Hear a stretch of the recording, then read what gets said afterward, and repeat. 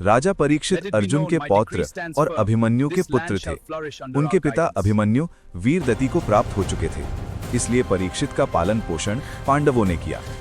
जन्म से पहले ही अश्वत्थामा के ब्रह्मास्त्र से उनका जीवन खतरे में पड़ गया था, लेकिन भगवान श्री कृष्ण ने गर्भ में उनकी रक्षा की। इसी कारण उनका नाम पड़ा परीक्षित, क्योंकि जन्म से पहले ही भगवान ने उनकी परीक्षा ली थी। वे अत्यंत धर्मनिष्ठ, न्यायप्रिय और शक्तिशाली राजा थे।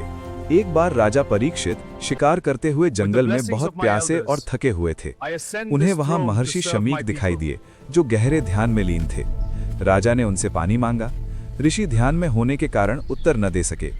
थकान और क्रोध में आकर राजा ने मृत सर्प को ऋषि के गले में डाल दिया। ये कार्य अनजाने में हुआ, लेकिन ये राजा की बड़ी भूल थी। महर्षि शमीक के पुत्र श्रृंगी ऋषि ने ये अपमान देखा और क्रोधित होकर राजा को श्राप दिया। 7वें दिन तक्षक नामक नाग तुम्हें डसकर मार डालेगा। जब राजा परीक्षित को ये बात पता चली, उन्होंने श्राप को स्वीकार किया, राजपाट त्याग दिया और गंगा तट पर बैठकर भगवान विष्णु का स्मरण करने लगे। उसी समय महर्षि शुकदेव वहां आए और 7 दिनों तक राजा परीक्षित को श्रीमद् भागवत कथा सुनाई। 7वें दिन तक्षक नाग आया। राजा परीक्षित ने ध्यान में लीन रहते हुए शरीर त्याग दिया। उन्हें मोक्ष की प्राप्ति हुई। राजा परीक्षित से क्या सीख मिलती है? अहंकार और क्रोध से किया गया छोटा कर्म भी बड़ा परिणाम ला सकता है।